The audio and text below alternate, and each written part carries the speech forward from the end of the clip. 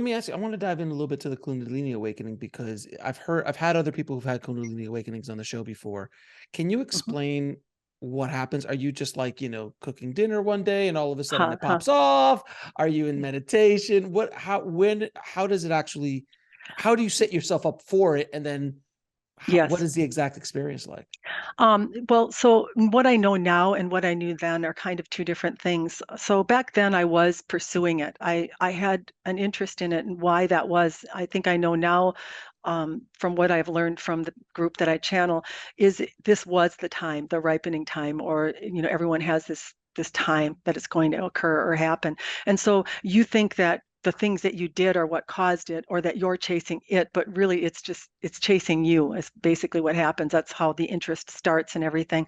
And so that's how I would explain that. So I was very much doing a breathwork practice. I was trying to clean out my chakras. I had read some books about it.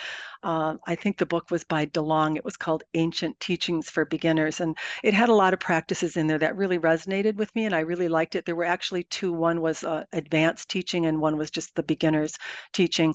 And so I would do that practice every night before I would go to bed. I would just go through each one of my chakras, imagine it expanding and breathing into it, and that it would spin clockwise. And I would keep moving the energy up to the top. And I was doing that every night for maybe 5 to 10 minutes before I would go to bed, nothing too lengthy. And this particular night, I barely started the practice, and an odd thing happened. My arm shot up in the air, which I've never done that. It was like I reached out for something, and it was like a strike of lightning. That's the only way I can explain it. And so that came down through my arm and kind of rattled me. And Mhm. that was when I heard the spinning, the sound of them engaging. It was just like when you start pumping up a top or something, the spinning started.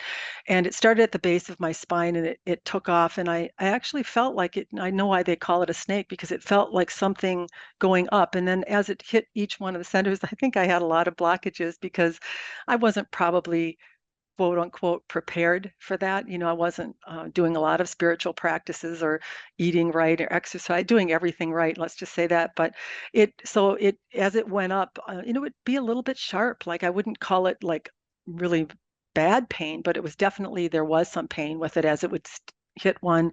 If it was blocked, it would kind of back up and hit again till it would make its way through.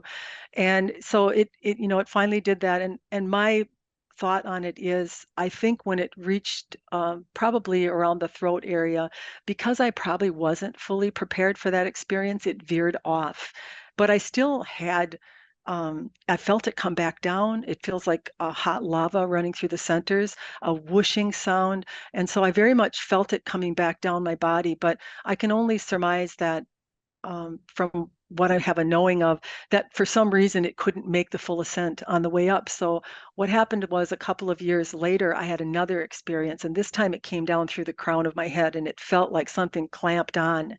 And you just kind of know. I don't know how you know, but I just knew what it was. And so it came down that way, and it was just so loud and so much vibration. And then I felt it break through, and then I felt that lava kind of come, through, and that was kind of like the confirmation. Oh, this is that Kundalini coming the other way. And so right after that happened, that what I referred to as the dark night of the soul, it started to shift. It started to go away, and I started to enjoy things that I used to enjoy, and started accepting myself more and feeling like, I don't have to be perfect. I'm never probably going to be perfect. And there was just this realization that, um, the realization is the realization really of what you are, that you are both a human and a divine being. You're both. And so when you get attached to your human and you identify as that, you're in judgment and condemnation, and the spirit part of you can't connect to that lowered vibratory view of yourself. So when you get rid of that and you just decide that you are enough and that you don't need to be perfect, you come up enough that the two can join, and you get what everybody can get.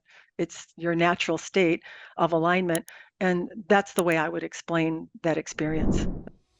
To watch the full video, click on the link below. And don't forget to subscribe.